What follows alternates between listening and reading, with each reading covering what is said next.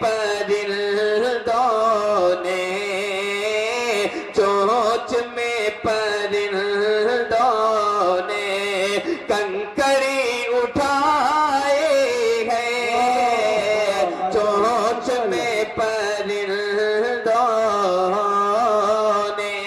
اور یہ شعر بطور خاص ملاحظہ کریں کہ سوچتا ہوں راتوں کو کیسے نیند آئے گی کہ سوچتا ہوں راتوں کو کیسے نیند آئے گی کہ سوچتا ہوں راتوں کو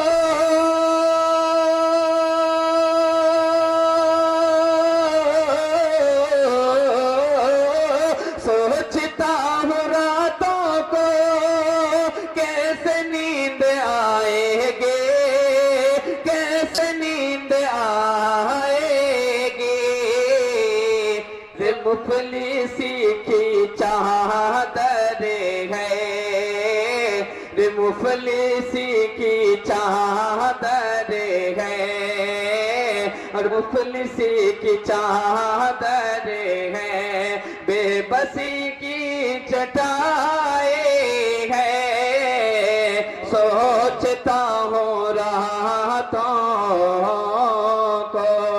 اور آخری شعر ماں بہن کے حوالے سے کہ اوڑھنی کو سر کا تو بوجھ مت سمجھ بیٹی کہ اوڑھنی کو سر کا تو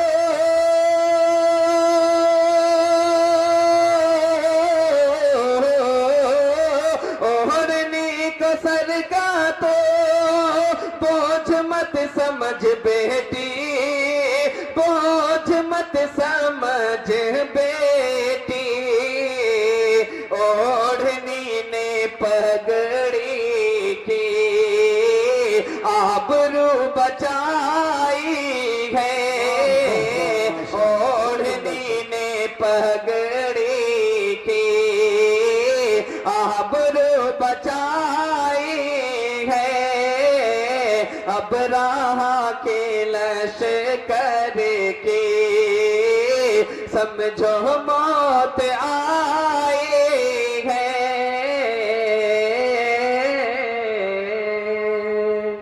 تمام لوگوں میں سب سے بڑھیا اور سب سے افضل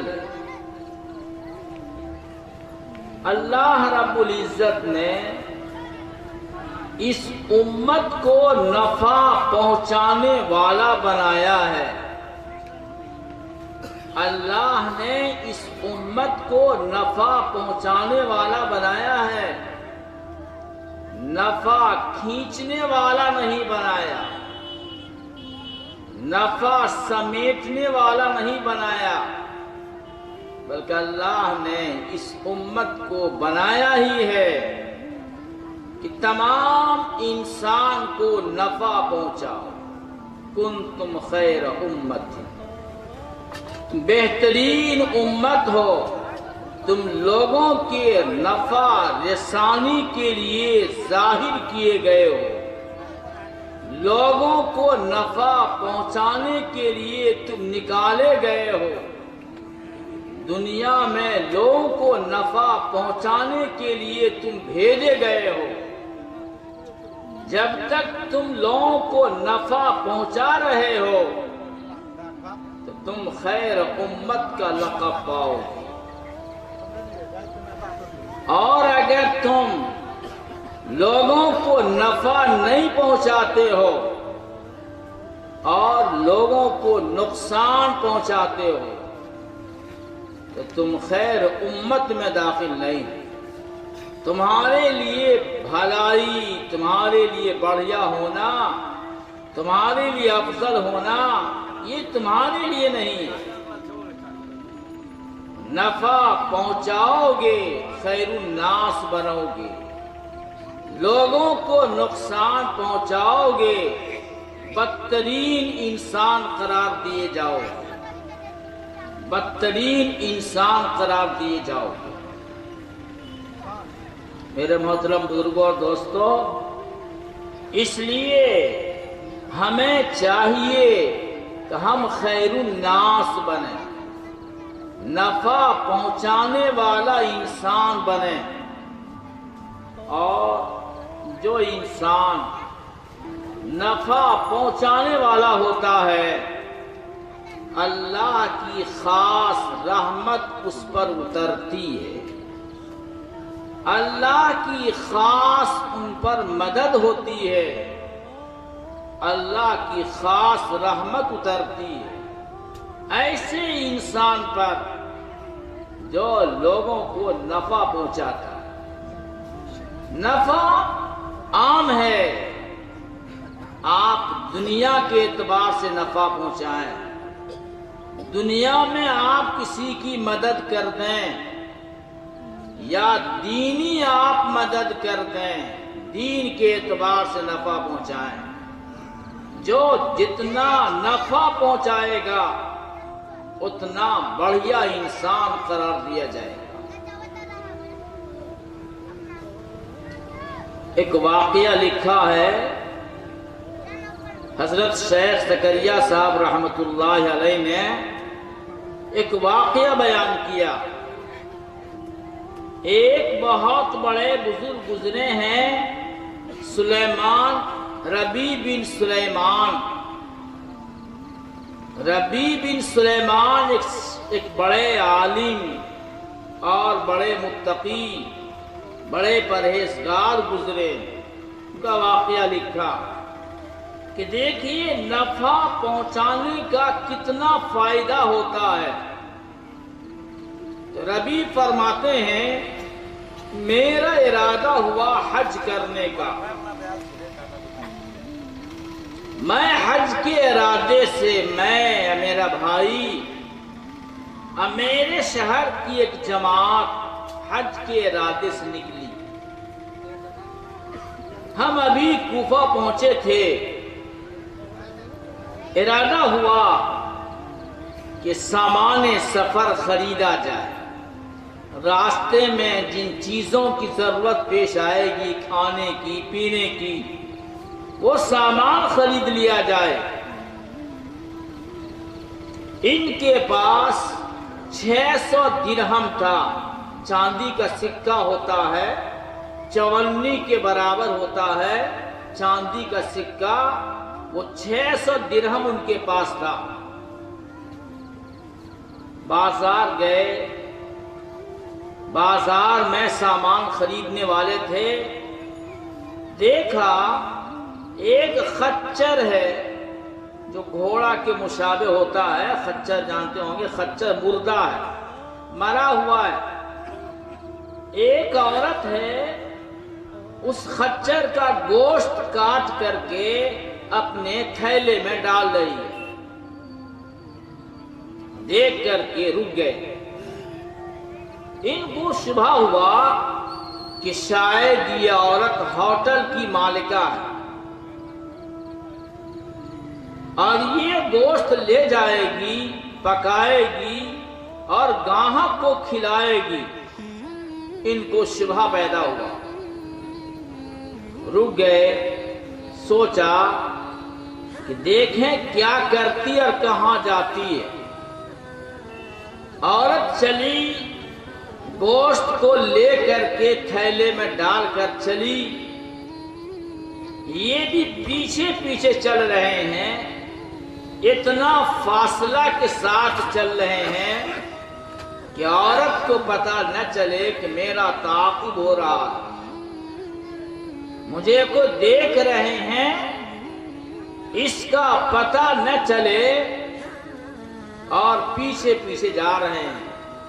دیکھا کہ عورت ایک مکان کے پاس پہنچی جس کا دروازہ بہت بڑا تھا،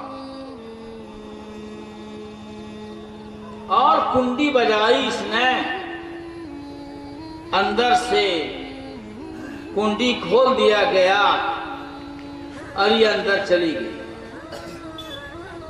یہ ربیع بن سلیمان دروازے کے جھروکے سے جو پھٹا ہوا حصہ ہوتا ہے اس سے وہ دیکھنے لگے کہ کیا ہو رہا، ماجرا کیا ہے۔ دیکھا کہ چند لڑکیاں ہیں وہاں.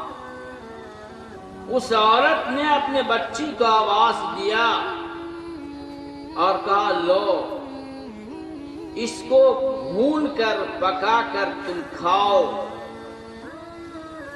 آج ہمارا فاقہ کیے ہوئے 3 روز ہو گیا ہے، کھاؤ. یہ جھروکوں سے دیکھ رہے تھے. انہوں نے کہا کباڑ کھولو، اور یہ مردار ہے، اس کا کھانا جائز نہیں ہے، کباڑ کھولو جلدی سے. مجوسی جو غیر مسلم ہے وہ صرف وہ کھاتے ہیں، مسلمان کے لیے مردار کھانا حرام ہے. عورت نے کباڑ کھول دیا. عورت نے پوچھا آپ کون ہیں؟ کہا میں مسافر آدمی ہوں. کہا آپ مسافر ہے تو یہاں کیوں آ گئے؟ میرے گھر میں کچھ نہیں ملے گا. وہ سمجھی مانگنے کے لیے آئے. کہا میرے گھر میں کچھ نہیں ملے گا، میرا شوہر انتقال کیے ہوئے 4 سال ہو گیا ہے، اور میرا شوہر یہ خاندان نبوت سے تعلق رکھتا تھا، شریف انسان تھا، اپنی بچی کا نکاح نہ کر سکا، وہ شریف لڑکے کے تلاش میں رہا اور شادی نہ کر سکا، اس کا انتقال ہو گیا. میرے پاس کھانے کا سامان کچھ نہیں ہے، میں 3 روز سے بھوکی ہوں، میں اور میری بچی. مردار کھانا حرام ہے، لیکن اضطرار، جب جان نکلنے کا اندیشہ ہو جائے تو مردار کھانا جائز ہے. سننا تھا، ان کی آنکھ سے آنسو بہنے لگے اور فوراً واپس لوٹے، اور لوٹ کر کے اپنے بھائی سے کہا کہ میں تو اب حج کرنے نہیں جاؤں گا. بھائی نے سمجھایا کہ حج کے بڑے ثواب ہیں، حج کرنا چاہیے. انہوں نے کہا میں اب حج کرنے نہیں جاؤں گا. فوراً نکلے وہاں سے، کچھ آٹا خریدا، کچھ کپڑا خریدا، اور کچھ پیسہ یوں ہی آٹے میں ڈال کر کے جلدی سے اس کے گھر پہنچا دیا. 600 درہم تھا، کچھ کا آٹا کچھ کا کپڑا خرید کا کچھ نقد دے دیا. کہا اس کا آپ استعمال کیجیے، آپ کے لیے حلال ہے. جب یہ دیا تو ماں نے دعا دی، اللہ تم کو جنت عطا کرے، اللہ تمہارے اگلے اور پچھلے گناہ کو معاف کر دے، اللہ تم کو ایسا بدلہ دے جس کو تم دنیا ہی میں دیکھ لو، ایسا ظاہری بدلہ عطا کرے. یہ دعا دیتی ہے، اور لڑکیاں بھی دعا دیتی. 4 لڑکیاں تھیں، چاروں لڑکیوں نے دعا دیا اور یہ واپس آ گئے. قافلہ چلا گیا. یہ حج کو نہیں گئے. ان کو افسوس بھی بہت ہوا کہ حج کا ارادہ تھا، حج نہیں کر سکے. افسوس بھی تھا، لیکن ضروری تھا کہ پہلے اس عورت کی دیکھ بھال کرے، اس کے نفقے کی انتظام کرے.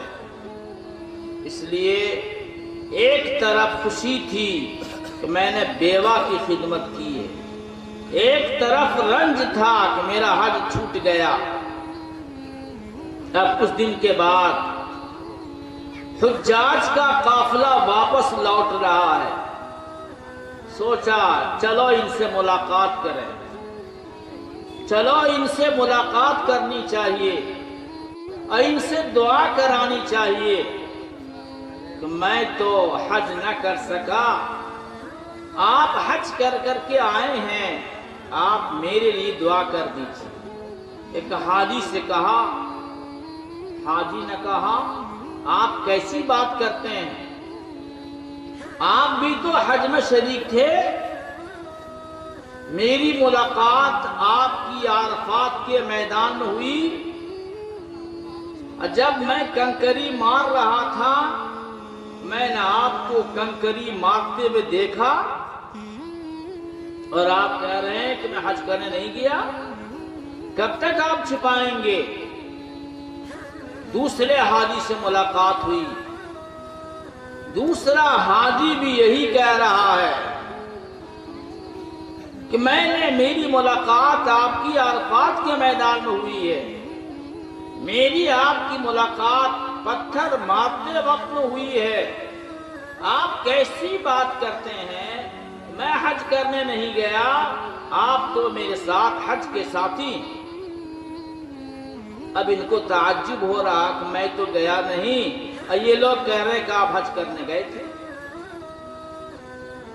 اب شہر کا قافلہ، جہاں کے رہنے والے ربی تھے، وہاں کا قافلہ آیا، ان سے ملاقات کرنے کے لیے گئے اور کہا کہ آپ میرے دعا کر دیجئے، میں حج نہیں کر سکا۔ انہوں نے کہا کیا بات کرتے ہیں، آپ میرے ساتھ حج میں شریک تھے اور آپ فلاں فلاں جگہ پر میری آپ سے ملاقات ہوئی ہے، اور آج آپ انکار کر رہے ہیں۔ اسی میں سے ایک آدمی آتا ہے اور کہتا ہے کہ لیجئے آپ کی یہ تھیلی ہے، آپ نے مجھے مسجد نبوی میں مزار کے پاس بھیڑ ہونے کی وجہ سے آپ نے ایک تھیلی مجھے دیا تھا، اس پر لکھا ہوا تھا من عاملنا ربیحا، جو میرے ساتھ معاملہ کرے گا وہ نفع پائے گا۔ لکھا ہوا تھا عربی میں ایک جملہ۔ یہ تھیلی آپ نے مجھے مزار اقدس کے پاس دیا تھا، اور ابھی آپ انکار کرنے میں حج کرنے نہیں دیا تھا۔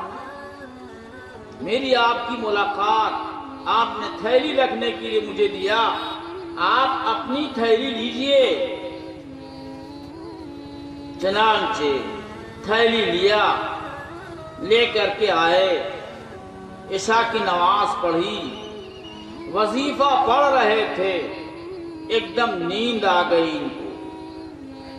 خواب میں دیکھا حضرت نبی کریم علیہ السلام کو، سلام کیا اٹھ کر، ہاتھ کو چوما، بوسہ لیا، اور فرمایا حضور پاک علیہ السلام نے، اے ربی میں تو کئی گواہ پیش کر چکا ہوں کہ تم نے حج کیا ہے، کئی گواہ پیش کر دیا میں نے کہ تم نے حج کیا ہے، تمہیں یقین کیوں نہیں آتا؟ دیکھو اصل بات یہ ہے کہ جب تم نے اس سیدہ کے اوپر احسان کیا کہ میری اولاد میں سے، تو میں نے اللہ رب العزت سے دعا کی کہ اللہ ربی کو حج کا ثواب عطا فرما دیجیے۔ تو میری دعا کی برکت سے اللہ نے فرمایا کہ میں ربی کے لیے ایک فرشتہ پیدا کرتا ہوں، جو فرشتہ ہر سال ربی کے شکل میں ہوگا اور ربی کے لیے حج کرے گا۔ ایک فرشتہ میں پیدا کر دیتا ہوں جو ربی کے شکل میں ہوگا اور ہر سال ربی کے لیے وہ حج کرے گا۔ دیکھو تم نے میری اولاد کو 600 چاندی کا سکہ دیا تھا، میں 600 سونے کا سکہ تمہارے حوالے کیا، اور وہ جو تھیلا دیا گیا تھا وہ میرے طرف سے تھیلا تھا جس میں 600 اشرفیہ سونے کے سکے تھے۔ تو اس کو استعمال کرو اور اللہ کو راضی اور خوش کرو، یہ فرمایا ان کی آنکھوں میں۔ تو حضرت نبی کریم علیہ السلام نے نفع پہنچانے کی وجہ سے اللہ سے دعا فرمائی، اور اس کی برکت سے اللہ نے فرشتہ پیدا کیا. 600 چاندی کا سکہ دیا تھا، اللہ نے اس کے بدلے میں 600 سونے کا سکہ عطا فرمایا. اس لیے جو آدمی انسان کو نفع پہنچاتا ہے تو خیر الناس بن جاتا ہے، بڑھیا انسان بن جاتا ہے. خیر الناس من ينفع الناس، بہترین انسان وہ ہے جو لوگوں کو نفع پہنچائے، وہ بہترین انسان. انسان ہی کی حد تک نہیں، ہمارا مذہب تو یہ سکھاتا ہے کہ تمہارے ہاتھ اور پیر سے کسی جانور کو بھی تکلیف نہ ہو، خواہ مخواہ جانور کو بھی تکلیف نہ پہنچاؤ. انسان تو دور کی بات، جہاں ہمیں خطرہ ہوتا ہے کہ ہم کو نقصان ہو جائے گا تو فوراً ہم اپنے نفع کی خاطر دوسرے کا نقصان کر بیٹھتے. ہمیں نقصان کرنے والا اللہ نے نہیں بنایا، اللہ نے تو ہمیں نفع پہنچانے والا بنایا. خیر الناس من ينفع الناس، بہترین انسان وہ ہے جو دوسرے کو نفع پہنچائے. آپ صحابہ کی زندگی کو آپ دیکھیے، حضرت نبی کریم علیہ السلام کے ارشادات پر کس طرح عمل کرتے ہیں. حضرت جریر بن عبداللہ البجلی رضی اللہ تعالیٰ عنہ، وہ آخر زمانے میں مسلمان ہوتے ہیں اور حضرت نبی کریم علیہ السلام کے دست مبارک پر بیعت ہوتے ہیں کہ بایعت النبی صلی اللہ علیہ وسلم علی اقام الصلاۃ و ایتاء الزکاۃ والنصح لکل مسلم. میں بیعت ہی ہوا حضرت نبی کریم صلی اللہ علیہ وسلم کے دست مبارک پر کہ میں نماز پڑھوں گا، زکوٰۃ دوں گا اور ہر مسلمان کے ساتھ بڑھیا سلوک کروں گا. میں نفع پہنچانے کی کوشش کروں گا اور میں نفع پہنچاؤں گا، نفع پہنچانے کی کوشش کروں گا اور نفع پہنچاؤں گا. میں بیعت ہی ہوا حضرت نبی کریم صلی اللہ علیہ وسلم سے اسی بات کے اوپر. ان کی زندگی آپ پڑھیے گا تو نفع پہنچانے کی عجیب عجیب شکل اختیار کر رکھے تھے. آئیے ان کا ایک مشہور واقعہ ہے حضرت جریر رضی اللہ تعالیٰ عنہ کا.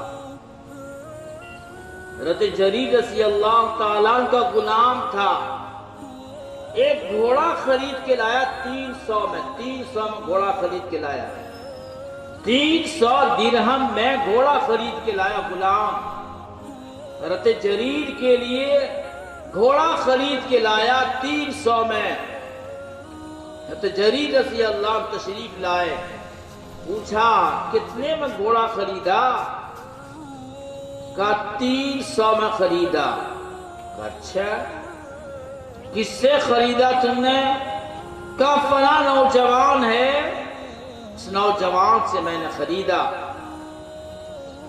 حضرت جریر رضی اللہ تعالیٰ عنہ گھوڑا لے کر غلام کے پاس آ جاتے ہیں اور فرمایا کہ ارے بھائی تم نے گھوڑا سستے میں بیچ دیا، تمہارا گھوڑا تو قیمتی تھا، تمہارا گھوڑا 300 کا نہیں 400 کا تھا اور تم 300 میں بیچ دیا، تمہارا نقصان ہوا نا، اس کو 400 میں بیچو. نوجوان نے کہا اچھا 400 میں بیچ رہے ہیں. 300 میں خریدا ہوا غلام 400 میں خرید رہے ہیں۔ جب بات فائنل ہو گئی پھر فرمایا ارے بھائی تمہارا ابھی بھی نقصان ہے، یہ گھوڑا تو 500 کا ہے، اب تم سستے میں بیچ رہے ہو، میرا نفع ہو جائے گا، اس کو 500 میں بیچو۔ چنانچہ اس نوجوان نے کہا ٹھیک ہے میں نے 500 میں بیچا۔ اسی طرح کرتے کرتے اس گھوڑے کو 800 روپے میں خرید کر لائے۔ جو گھوڑا 300 روپے کا تھا غلام خرید کر لے کر آ گیا تھا، تو اس گھوڑے کو یہ 800 میں خرید کر لے کر آ رہے ہیں۔ کیوں؟ چونکہ بیعت ہی ہوئے ہیں حضرت نبی کریم علیہ السلام کے دستے مبارک پر کہ ہمیں نفع پہنچانا ہے، ہمیں فائدہ پہنچانا ہے۔ فائدہ پہنچانے کی ایک شکل سمجھ میں آ گئی، اس لیے اس شکل پر عمل کر لیا تاکہ ایک انسان کو، ایک مسلمان کو نفع ہو جائے۔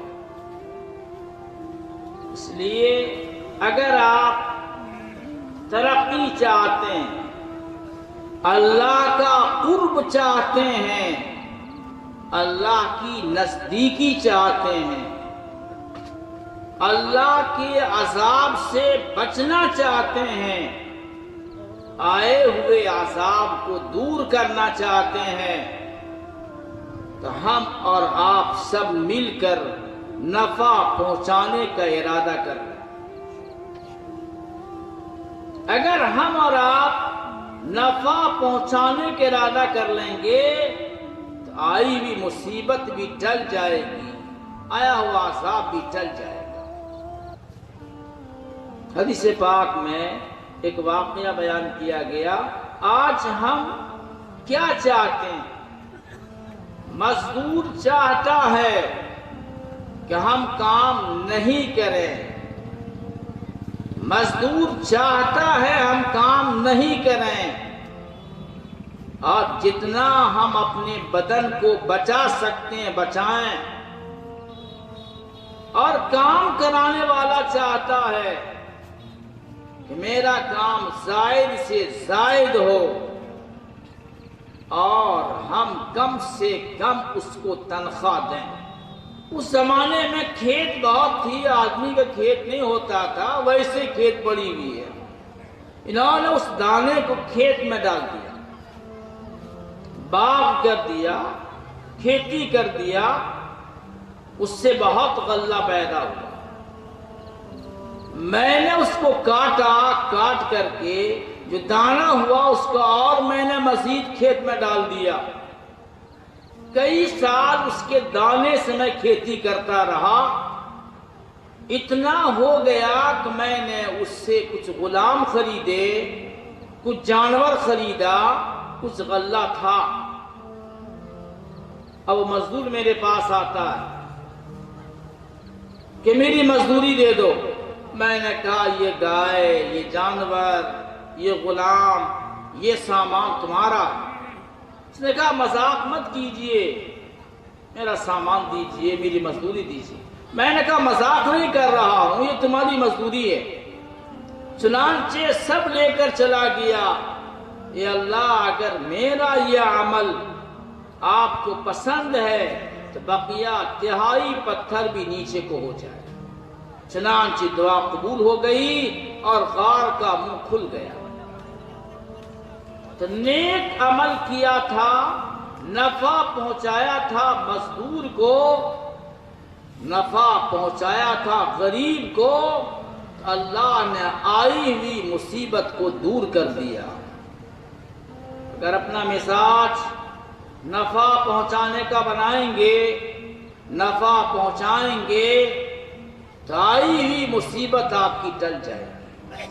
اس لیے مزاج بنائیے نفع پہنچانے کا، مزاج مت بنائیے نفع کھینچنے کا۔ یہ میں چند بات آپ سے عرض کر رہا تھا۔ دعا کیجیے اللہ ہم کو عمل کرنے کی توفیق عطا فرمائے۔